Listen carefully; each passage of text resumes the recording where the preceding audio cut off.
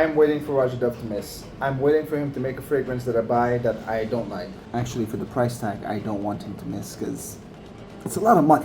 Opens with fresh, kind of citrusy, rindy, kind of freshness, and then right away it goes into earthy, deep, greenish, resinous, beautiful, very unique. Do sample this before you buy a full bottle. But I got a full bottle and I'm happy, dude. I'm happy about this. This is my scent of the night.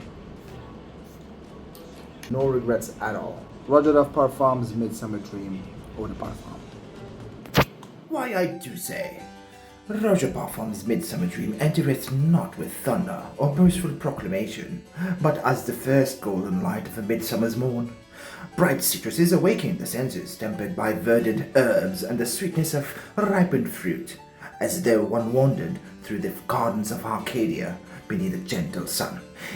In due course, fair blossoms reveal themselves with uncommon restraint, attended by soft woods that lend dignity rather than dominion.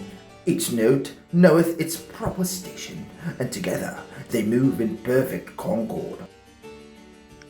At length it departeth upon the vale of warm woods and tender musk, lingering like the final rays of her evening upon ancient stone. Though one might desire its presence a while longer, perhaps such fleeting beauty is its greatest charm. It don't last long, bruh.